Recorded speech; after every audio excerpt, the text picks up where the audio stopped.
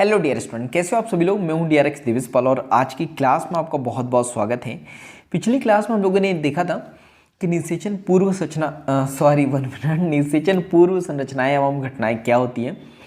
तो ये बहुत सारी चीज़ें हम लोगों ने देखी थी। इसमें क्या होता है, पुंकेसर, लघु बीजाणुधानी और परागकण हम लोगों ने देखा था। मोस्ट इंपॉर्टेंट है, क्वेश्चन आए हुए हैं तो मैंने समझाया था आपको बहुत सारी चीज़ें।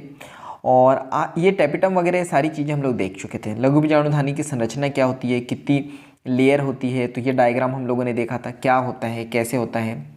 तो अगर आपने वो क्लास अटेंड नहीं की हो तो आप देख सकते हो, ये वाला क्वेश्चन नीट में पूछा जा चुका है कि लघु बीजाणु ऊतक कहाँ पे देखने को मिलता है, तो ये याद रखना है। इसके बाद आज हम लोग जो पढ़ने वाले हैं उसका नाम है लघु बीजाणु जनन, यानी कि इसको हम लोग लिखते हैं माइक्रोस्पोरोजेनेसिस। याद रखना, बायोलॉजी में जो है ना टर्मिनोलॉजी का बड़ा महत्व होता है। तो यहाँ पे जेनेसिस का मतलब होता है निर्माण। तो किसके निर्माण की बात की जा रही है यहाँ पे, तो हम लोग कर रहे हैं माइक्रो का मतलब क्या होता है, लघु यानी छोटा, और स्पोर का मतलब होता है बीजाणु। तो जो छोटा बीजाणु है उसके निर्माण की हम लोग प्रोसेस को लघु बीजाणु जनन या फिर माइक्रोस्पोरोजेनेसिस हम लोग कह रहे हैं। तो चलो वन बाय वन इसको समझने की कोशिश करते हैं हम लोग। तो जैसे जैसे परागकोश विकसित होता है, ठीक है, परागकोश क्या होता है आपको पता है, जिसके अंदर परागकण होते हैं। तो जैसे जैसे परागकोश विकसित होता है, बीजाणुजन ऊतक की कोशिकाएं, मोस्ट इंपॉर्टेंट मैंने बताया था आपको बीजाणुजन ऊतक कहाँ होता है, तो ये लघु बीजाणुधानी के बीच में होता है, केंद्र में होता है। अर्धसूत्री विभाजन करता है और सूक्ष्म बीजाणु चतुष्क बनाती है और चतुष्क की कोशिकाएं समसूत्रण करती है, यानी कि समसूत्री विभाजन करती है। ये आपको याद रखना चाहिए, ठीक है।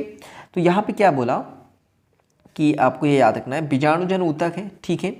बीजाणुजन ऊतक की कोशिकाएं होती हैं, वो कौन सी कोशिका होती है वो अभी हम लोग देखेंगे। इसके बाद हम लोग बात करते हैं, यहाँ पे होता है अर्धसूत्री विभाजन, तो फिर बन जाता है चतुष्क, ठीक है। चतुष्क का मतलब क्या होता है कि चार जो है आपको स्पोर्स देखने को मिल जाएंगे। कौन से स्पोर्स होंगे, वो लघु स्पोर्स होंगे, यानी जो है माइक्रो स्पोर्स होंगे, ये आपको याद रखना है। तो ये चतुष्क हो जाते हैं। जैसा कि बीजाणुजनक ऊतक की प्रत्येक कोशिका एक लघु बीजाणु चतुष्क की वृद्धि करने में सक्षम होती है और प्रत्येक कोशिका का एक सक्षम पराग मात्र कोशिका, मोस्ट इंपॉर्टेंट, ये याद रखना है, ठीक है। तो आपको क्या याद रखना है, 1 मिनट इसको हम लोग करते हैं रब। अब देखो, हम लोगों ने बात करा बीजाणुजन ऊतक है, उसकी कोशिका है, ठीक है। तो आपको ये याद रखना है, उसकी यहाँ पे लघु बीजाणु जो है चतुष्क ये वृद्धि करता है, तो उसकी कोशिका कौन सी होती है, मोस्ट इंपॉर्टेंट याद रखना है। तो वो कोशिका होती है, यहाँ पे मैंने आपको बताया भी था पिछले लेक्चर में, वो होती है पराग मात्र कोशिका, जिसको हम लोग लिखते हैं PMC, यानी इसको हम लोग लिखते हैं पॉलन मदर सेल, ठीक है। तो ये याद रखना है। इसके बाद हम लोग बात करते हैं, 1 मिनट, शायद ये बहुत बड़ा हो गया, ऐसे तो पढ़ा ही नहीं पाऊँगा मैं, ना आप पढ़ पाओगे। 1 मिनट, चलो तो अब हम लोग कंटिन्यू कर सकते हैं, शायद इतना सही है। तो अभी भी बहुत बड़ा है, 1 मिनट, थोड़ा सा टाइम तो आपको देना ही पड़ेगा। चलो तो हम लोग बात करते हैं, यहाँ पे एक पराग, फिर बहुत बड़ा हो गया, इसको थोड़ा सा और कम करना पड़ेगा। चलो अब ठीक है। तो यहाँ पे पराग मात्र कोशिका से अर्धसूत्री विभाजन द्वारा छींक आती है, यानी बोला जाता है कि सत्य वचन, सत्य बात है। तो यहाँ से क्वेश्चन आते हैं, ये आपको याद रखना है, मतलब आएगा यहाँ से। तो एक पराग मात्र कोशिका से अर्धसूत्री विभाजन द्वारा लघु बीजाणु के निर्माण की प्रक्रिया को हम लोग लघु बीजाणुधानी कहते हैं। तो आपको ये याद रखना, आपसे डेफिनेशन भी पूछ सकते हैं कि लघु बीजाणुधानी क्या होती है। तो आपको ये याद रखना है लघु बीजाणुधानी क्या होती है, तो ये हम लोग देख लेते हैं। तो लघु बीजाणुधानी की बात करें तो एक पराग मात्र कोशिका, ठीक है। तो आपको याद रखना PMC यानी पॉलन मदर सेल। क्या बोला है इसमें होता है अर्धसूत्री विभाजन, यानी कि मियोसिस हो जाएगा, ठीक है। इसके द्वारा क्या होते हैं, लघु बीजाणुधानी के निर्माण क्या होगा, लघु बीजाणु यानी कि माइक्रो स्पोर्स। और ये कैसे रहते हैं, आपको ये याद रखना, क्या बोला है, चतुष्क रहते हैं। तो कितने बनेंगे, 4 बनेंगे, क्लियर है। तो इसके निर्माण की प्रोसेस को हम लोग क्या कहेंगे, लघु बीजाणुधानी यानी कि माइक्रो स्पोरेंजियम हम लोग यहाँ पे इसको कहते हैं, क्लियर है। ये आपको याद रखना है। इसके बाद हम लोग बात करते हैं, जैसा कि लघु बीजाणु रचना के समय 4 कोशिकाओं के समूह में व्यवस्थित होते हैं, जिसे हम लोग क्या कहते हैं, लघु बीजाणु चतुष्क या फिर चतुष्क या फिर चतुष्क कहते हैं। क्लियर है? तो आपको ये याद रखना है कि ये जो मैंने बनाए हैं, ये जो 4 यहाँ पे कोशिका बनी है, तो इसको हम लोग कहेंगे चतुष्क। कौन से? लघु बीजाणु चतुष्क। क्लियर है? चलो इसके बाद हम लोग बात करते हैं नेक्स्ट। तो यहाँ पे चित्र 2.3 के आ में आपको बताया गया है, तो अभी हम लोग देखेंगे। जैसे ही परागकोश परिपक्व एवं स्फुरित होता है, यानी कि फूटता है, परागकोश जो है ये फूटता है तभी तो परागकण बाहर निकलेंगे, तब जो है लघु बीजाणु। तो ये याद रखना, परागकण अभी बने तो है नहीं, तो उसको हम लोग क्या कहेंगे? लघु बीजाणु। तो लघु बीजाणु जो है ये एक दूसरे से विलग हो जाते हैं। विलग का मतलब होता है अलग हो जाते हैं। ठीक है, ये भी चित्र में दिखाया गया है।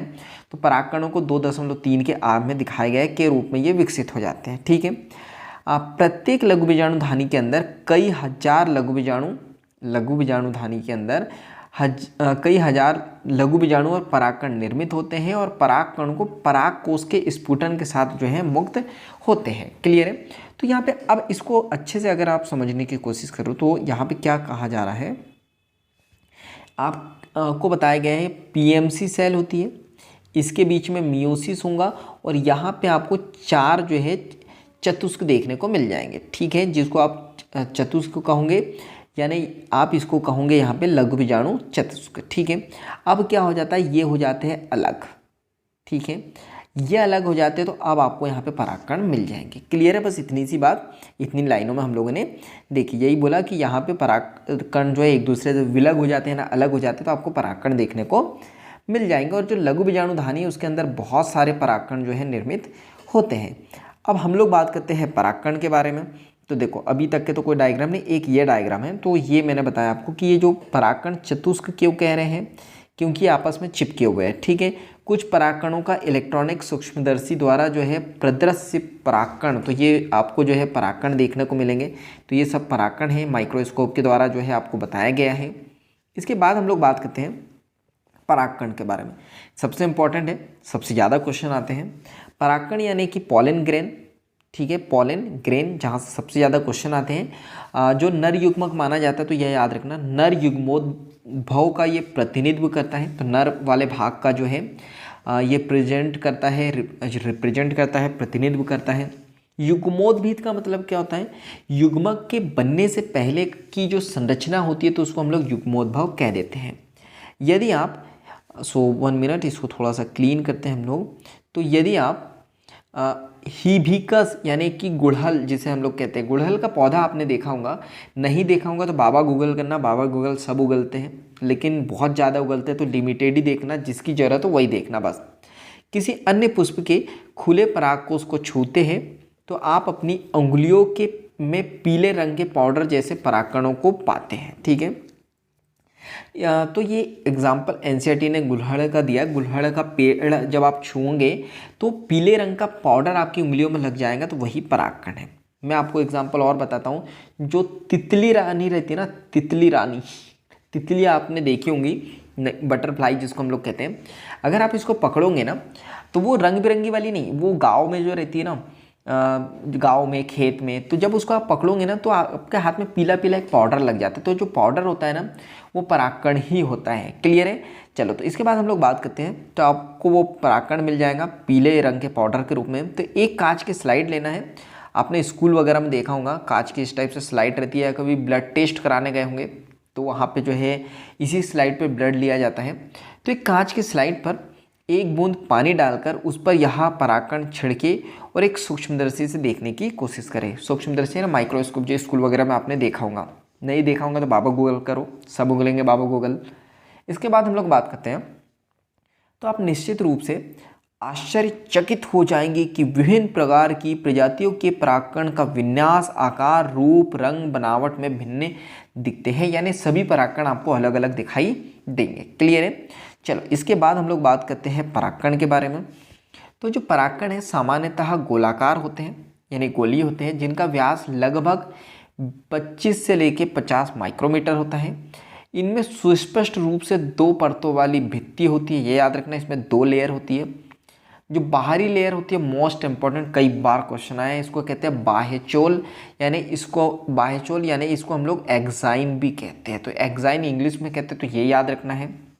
जो कि स्पोरोपोलिनिन की बनी होती है। ये तो बिल्कुल कदापि नहीं भूलना है आपको कि यहाँ पे आपको याद रखना है कि बाहरी लेयर जो, ओ माय गॉड ये क्या हो गया सो 1 मिनट, इसको हम लोग करते हैं थोड़ा सा छोटा और इसको हम लोग करते हैं अलग। तो ये आपको नहीं भूलना है, ठीक है।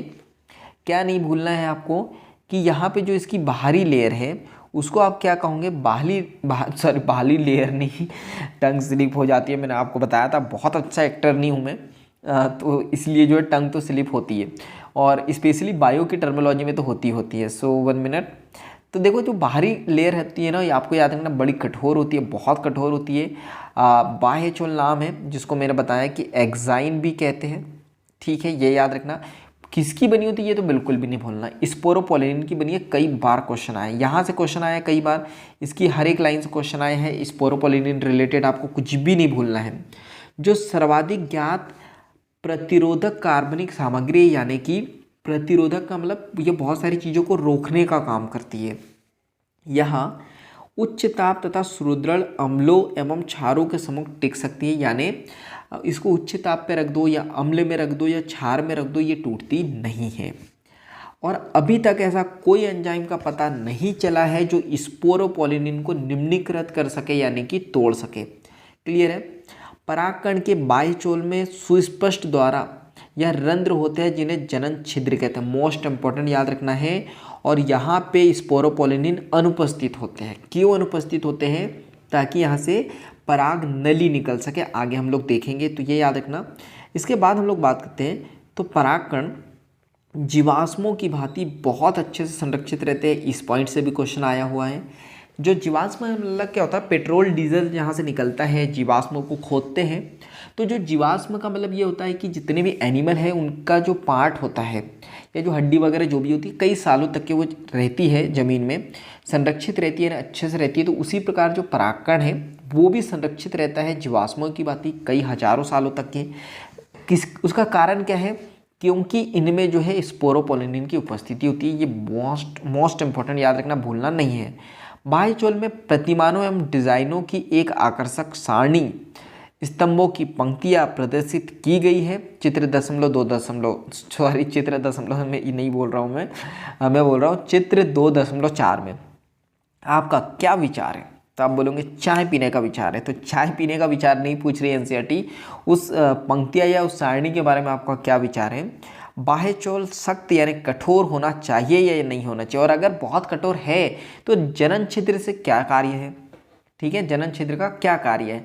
जब बहुत कठोर है तो जनन छिद्र का काम क्या है? क्लियर है। तो अब यहाँ पे अगर मैं इसको समराइज करूँ तो आपको ये जो मैंने इतनी लाइन तो नहीं भूलनी है जो मैंने आपको बताई, कौन सी, तो इसको हम लोग कवर करेंगे इस पेन से, ठीक है। तो यहाँ से, ठीक है, संरक्षित यहाँ तक के, क्लियर है। ये आपको जो है ना बिल्कुल याद रखना ही रखना है, क्योंकि यहाँ से 1 मिनट, यहाँ से बहुत सारे क्वेश्चन आए ही आए हैं। क्लियर है, बहुत सारे एग्जाम में बहुत सारे स्टार लगा रहा हूँ, इसका मतलब क्या है, बहुत सारे क्वेश्चन आए हैं। क्लियर है कि स्पोरोपोलिनिन की बनी होती है, बहुत कठोर होती है, सर्वाधिक कार्बनिक सामग्री है ये, अम्ल सुदृढ़ अम्ल क्षार उच्च ताप सब में टिकी है। अभी तक ऐसा कोई एंजाइम नहीं पता है जो इसको तोड़ सके। इसके बाद जनन छिद्र, जहाँ पे स्पोरोपोलिनिन की अनुपस्थिति होती है, याद रखना जनन छिद्र जो है यहाँ पे जनन नलिका भी बनाता है या पराग नलिका बनाता है, ये आपको याद रखना है। नहीं पता है ये बताया यहाँ पे, तो आगे हम लोग देखेंगे, लेकिन इतनी चीज़ें आपको याद रखनी है, बिल्कुल भी नहीं भूलनी है, बहुत इंपॉर्टेंट है। इसके बाद हम लोग बात करते हैं, तो परागकण की आंतरिक भित्ति जो होती है, अंतःचोल जिसको हम लोग इंटाइन कहते हैं, तो यह याद रखना जिसको हम लोग इंटाइन कहते हैं। यहाँ एक पतली एवं सतत परत होती है। पतली का मतलब आपको पता है थिन, और सतत लेयर का मतलब क्या होता है, कंटिन्यू, कहीं पे भी उसमें जो है रुकावट नहीं होती है, जो सेलुलोज व पैक्टिन की बनी होती है। इसके बाद परागकण का जीवद्रव्य यानी साइटोप्लाज्म एक भित्ति से आवृत होता है। जब परागकण परिपक्व हो जाता है तब उसमें 2 कोशिकाएं बनती है, आपको ये याद रखना है। जब परागकण परिपक्व हो जाएगा तो 2 कोशिकाएं, एक बड़ी कोशिका होंगी जिसको कायिक कोशिका कहते हैं, और एक होती है जनन कोशिका, क्लियर है, जिसको हम लोग जनरेटिव सेल कहते हैं। और कायिक कोशिका को हम लोग कहते हैं सोमेटिक सेल या वेजिटेटिव सेल। ठीक है, कायिक कोशिका बड़ी होती है जिसमें मोस्ट इंपॉर्टेंट ये आपको याद रखना है, इससे प्रचुर खाद्य भंडार कहाँ होता है, वो होता है कायिक कोशिका में, और ये विशाल अनियमित आकृति का केंद्रक होता है, और जनन कोशिका छोटी होती है तथा कायिक कोशिका के जीव। तो चलो आगे देखते हैं हम लोग। कायिक कोशिका के जीव द्रव्य में तैरते रहती हैं। ठीक है, उसके जीव द्रव्य में तैरते रहती है। यहाँ तरकु आकृति घने जीव द्रव्य और एक केंद्रक वाला है। ये लाइन बिल्कुल नहीं भूलनी है, यहाँ से क्वेश्चन आया हुआ है।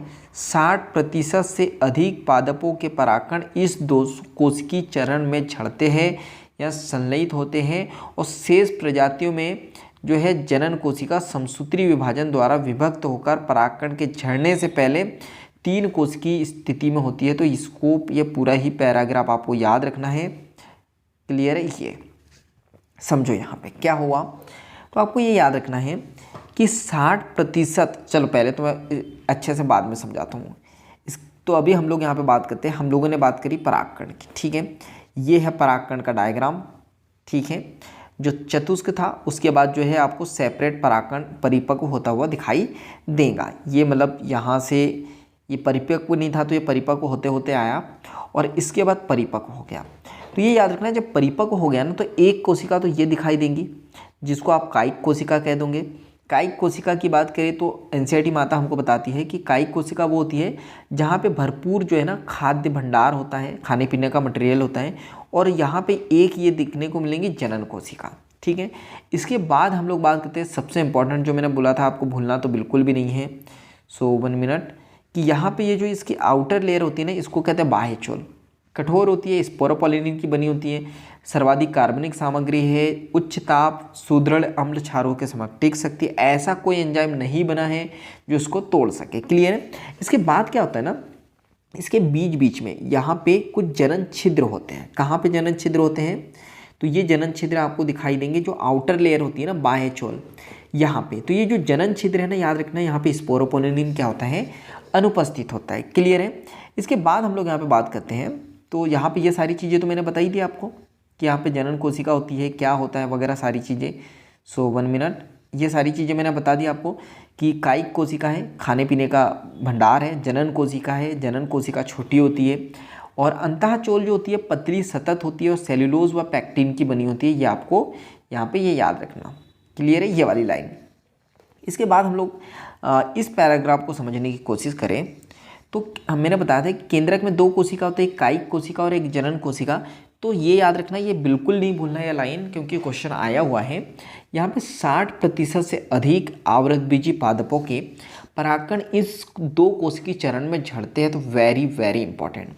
और शेष प्रजातियों में फिर जनन कोशिका समसूत्री विभाजन द्वारा विभक्त होकर परागकण के झड़ने से पहले 3 कोशिकी जो है, यानी 3 कोशिका का मतलब क्या होता है, 2 नर युग्मक, यानी ये जो जनन कोशिका है ना, ये 2 नर युग्मक बना लेती है आगे जाके, तो ये 3 कोश की। तो शेष प्रजाति बोला। ठीक है, तो 60 में से जो है 100 में से 60% गया, कितना बचा? 40%। तो 40% जो प्रजाति होती है वो 3 कोश की चरण में झड़ते हैं इसके परागकण, ये आपको याद रखना है। क्लियर है? इसके बाद फिर ये परागकण के बारे में हमको बताया गया है क्या होता है वगैरह ये सारी चीज़ें। तो ये आपको जो है परागकण के बारे में बताया गया है। तो चलो इसको देखते हैं, जल्दी से इसको फिनिश करते हैं हम लोग। तो हम लोग यहाँ पे बात करते हैं, यहाँ पे अनेक प्रजातियों के परागकण कुछ लोगों में गंभीर एलर्जी एवं श्वसनीय वेदना पैदा करते हैं। तो क्या होता है, कई बार जो परागकण होते हैं ना, ये एलर्जी कर देते हैं, खुजली वगैरह जो आपने सुना होगा। श्वसनीय वेदना का मतलब क्या होता है, श्वसन रिलेटेड यानी रेस्पिरेटरी रिलेटेड प्रॉब्लम ये क्रिएट कर देते हैं। चिरकालिक श्वसन विकार हो जाता है। चिरकालिक का मतलब लंबे समय तक के। चिरंजीवी आशीर्वाद देते हैं ना, चिरंजीवी भव, चिरंजीवी यानी लंबा जियो। तो चिरकालिक श्वसन यानी कि रेस्पिरेटरी विकार यानी कि बीमारी हो जाती है। इसमें क्या क्या आता है, तो इसमें आ जाता है दमा, और दमा यानी वो जो पंप लेते हैं, सांस लेने में प्रॉब्लम जाती है, ऐसे ऐसे करते रहते हैं। और श्वसनीय शोथ का मतलब क्या होता है, जो रेस्पिरेटरी सिस्टम होता है ना, वहाँ पे एक पार्ट होता है तो वो सूज जाता है। शोथ का मतलब होता है इन्फ्लामेशन, तो उसको श्वसनीय शोथ कहते हैं। हम लोग एनिमल फिजियोलॉजी में देखेंगे तो वहाँ पे वो विकसित हो जाता है। यह बताया जा सकता है कि भारत में आयातित गेहूं के साथ आने वाली गाजर घास या पार्थेनियम की उपस्थिति सर्वव्यापक हो गई है, जो परागकण एलर्जी कारक है। ठीक है, तो वह क्या था, ये अपने देश में नहीं था। ये जो परागकण है जो एलर्जी कारक है, एलर्जी कर देता है, इसको जो है भारत में आयातित किया गया था, यानी गेहूँ के साथ इसको लाया गया था। तो इसका नाम है गाजर घास या फिर पार्थेनियम। या आपने जो है खेतों में देखा होगा, गाँव में देखा होगा, जो लोग गांव में रहते हैं या कभी गए होंगे खेत, तो उनको पता होगा कि गाजर घास या पार्थेनियम को ही जो है यहाँ पे परागकण एलर्जी कारक कहते हैं। इसके बाद हम लोग यहाँ पे बात करते हैं नेक्स्ट। तो आपको ये याद रखना है, परागकण पोषकों से भरपूर होते हैं। ये याद रखना, जो परागकण होते हैं उसमें भरपूर पोषण होता है। हाल के वर्षों में आहार संपूरकों के रूप में पराग गोलियों को लेने का प्रचलन बढ़ा था। यानी किसी को बहुत ज़्यादा एनर्जी चाहिए, पोषण चाहिए, तो वो जो है ये जो गोलियां होती है, किससे बनी हुई, पराग कण से बनी हुई जो गोलियां है, टेबलेट है, उसको लेने का प्रचलन बढ़ गया था। पश्चिमी देशों की बात करें तो भारी मात्रा में पराग उत्पाद गोलियां एवं सिरप के रूप में बाजारों में ये उपलब्ध है। पराग खपत का यह दावा है कि यह खिलाड़ियों एवं धावक अश्वों यानी कि घोड़ों की कार्य दक्षता में जो है वृद्धि करता है। देखो, जो खिलाड़ी होते हैं ना, वो स्पोर्ट खेलते हैं, गेम्स खेलते हैं, धावक घोड़े यानी जो रेस लड़ते हैं जो घोड़े, तो उनकी कार्य दक्षता यानी उनकी जो कार्य करने की जो क्षमता है उसको बढ़ाने के लिए ये टेबलेट दी जाती है। तो ये आपको दिया भी गया है। पोलन प्रोडक्ट, ठीक है, यानी कि जो पोलन ग्रेन है परागकण से बने हुए प्रोडक्ट हैं। ये बी पोलन का मतलब क्या होता है कि जो कीट है, मधुमक्खी है, उनके द्वारा परागण होता है, आगे हम लोग पढ़ेंगे। तो ये इंग्लैंड में ये टेबलेट आपको देखने को मिल जा रही है। ठीक है, ये तो ये पोलन उत्पाद है। इसके बाद हम लोग बात करते हैं, परागकण जब एक बार झड़ते हैं तो ये अपनी जीवन क्षमता यानी अंकुर क्षमता खोने से पहले वर्तिकाग्र पे गिरते हैं, जहां यदि आवश्यकता अनुसार हुई तो ये निषेचन करते हैं। आपके विचार में परागकण में जीवन क्षमता कितने समय तक के रहती है, ये आपको बताना है। कौन सा परागकण कितने समय तक के जीवन क्षम रहता है, यानी उसकी जीवन क्षमता कितने दिनों की होती है। बहुत विविधता पाई जाती है। बहुत हद तक के यह विद्यमान तापमान और आर्द्रता पर निर्भर करता है। तापमान यानी टेम्परेचर और आर्द्रता का मतलब होता है नमी। कुछ अनाजों में जैसे धान एवं गेहूं में परागकण अपनी जीवन क्षमता बहुत जल्दी लगभग 30 मिनट में खो देते हैं, यह आपको याद रखना है। जबकि गुलाबवत, रोजेसी, लेगुमिनेसी, सोलेनेसी आदि कुछ सदस्यों के परागकणों की जो जीवन क्षमता है वो महीनों तक के बनी रहती है, यह आपको याद रखना है। आपने शायद सुना होगा, चलो पहले इसको फिनिश करते हैं। ठीक है, तो यहाँ पे आपको दो चीज़ याद रखनी है कि देखो, मैंने आपको बताया था ये है हमारा पुष्प, ये है हमारा परागकण। तो परागकण उड़ के या फिर कीट के माध्यम से, किसी भी माध्यम से जो है ना, ये कहाँ पे आएगा, ये आएगा यहाँ वर्तिकाग्र तक के। तो ये इसके जो आने की जो जीवन क्षमता है, ये कितने समय तक के जीवित रहेगा, तो ये आपको ये याद रखना है।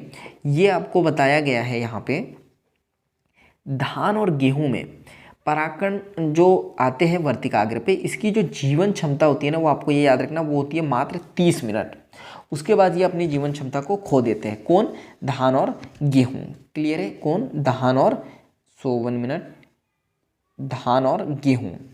इसके बाद हम लोग यहाँ पे बात करते हैं, तो आपको कुछ कैटेगरी बताई है, जैसे कि गुलाबवत, जिसको रोजेसी भी कहते हैं, और लेग्यूमिनेसी और सोलेनेसी, ये क्या होती है, ये जाति होती है, ये सदस्य होते हैं। ठीक है, ये हम लोग अभी जब बॉटनी स्टार्ट करेंगे ना, तब हम लोग देखेंगे। तो इनमें परागकणों की जो जीवन क्षमता होती है ना, मोस्ट इंपॉर्टेंट, यहाँ से क्वेश्चन भी आया हुआ है नीट में, अभी 2-3 साल पहले ही आया था। तो ये महीनों तक के बनी रहती है, तो ये आपको याद रखना है। इसके बाद हम लोग बात करते हैं, अब जो नेक्स्ट पैराग्राफ में पढ़ने वाला हूँ, यहाँ से भी बहुत सारे क्वेश्चन आए, तो ये याद रखना। आपने शायद सुना होगा कि कृत्रिम गर्भाधान के लिए, यानी मानव निर्मित, कृत्रिम का मतलब क्या होता है, मानव निर्मित गर्भाधान करने के लिए मानव सहित बहुत से जानवरों के वीर्य या शुक्राणु का भंडारण किया जाता है। क्लियर, ये आपको याद रखना। तो बहुत से प्रजातियों के परागकणों को, ये कई बार क्वेश्चन आया हुआ है, तो ये बिल्कुल भी नहीं भूलना है आपको। सो मैं पेन चेंज कर लेता हूँ। सो आपको ये याद रखना है कि यहाँ पे जो परागकण है, या परागकण ना बोलूँ तो मैं बैटरी जाने वाली है, 1 मिनट हो जाएगा हमारा काम। तो यहाँ पे जो जानवरों के वीर्य है, ठीक है, जैसे मनुष्य में जो वीर्य होता है, शुक्राणु होता है, तो इनके भंडारण की बात करूँ, इसको स्टोरेज करने की बात करूँ, या परागकण को स्टोरेज करने की बात करूं तो ये याद रखना है कि नाइट्रोजन द्रव्य में जो है इनको स्टोरेज किया जाता है। टेम्परेचर क्या होगा, -196 डिग्री सेल्सियस में जो है ये कई वर्षों तक के ये भंडारित रह लेते हैं। दूसरा क्वेश्चन यहाँ से भी आया है, क्यों करते हैं, तो इस प्रकार से भंडारित पराग का प्रयोग बीज भंडार, ये याद रखना ऑप्शन में आपको बीज भंडार आएगा लेकिन वो राइट आंसर नहीं रहेगा।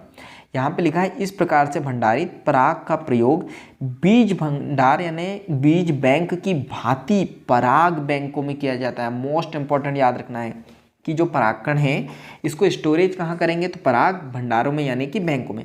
नेक्स्ट क्वेश्चन नीट में आया हुआ है, क्यों करते हैं, तो फसल प्रजनन कार्यक्रम के लिए, यानी कि फसल रिलेटेड जब कोई कार्यक्रम किया जाता है कि देखो हमने एक साल में इस बीज से इतनी फसल उगाई, अगर ये बताना है तो कार्यक्रम रखेंगे फसल प्रजनन कार्यक्रम, तो उसमें ये काम आता है। क्लियर है, तो ये हम लोगों ने देख चुका। इसके बाद हम लोग यहाँ पे स्त्री केसर, गुरु बीजाणुधानी वगैरह सारी चीज़ें देखनी है। तो ये बहुत सारी चीज़ें आज हम लोगों ने देखी, परागकण देख चुके, तो एक बार इसको अच्छे से जो है ना आप रिवाइज़ कर सकते हो। और अगर आपको समझ में फिर भी ना आए तो आपको एक बार वीडियो और देख लेना चाहिए ताकि ये सारी चीज़ें क्लियर हो सके, क्योंकि यहाँ से बहुत ज़्यादा क्वेश्चन आए हुए हैं। क्लियर है, ये याद रखना, सारी चीज़ें आपको जो है यहाँ पर ये एक एक पॉइंट से क्वेश्चन, यहाँ से क्वेश्चन आया हुआ है, इसके बाद यहाँ से क्वेश्चन आया हुआ है, एमएमसी सेल क्या होती है, ये सारी चीज़ें क्लियर है। तो उम्मीद है बहुत अच्छे से ये सारी चीज़ें क्लियर हो गई होंगी। तो आपको क्या करना है, जल्दी से वीडियो को लाइक कर देना है और कमेंट्स करके बताना है कुछ सीखा हो, कुछ डाउट हो तो, और इस वीडियो को ज़्यादा से ज़्यादा शेयर कर देना। देखो आपकी हेल्प हो रही है ना, तो दूसरों की भी हेल्प करना है, क्योंकि जब हम दूसरों की हेल्प करते हैं तो ये नेचर हमारी हेल्प करता है।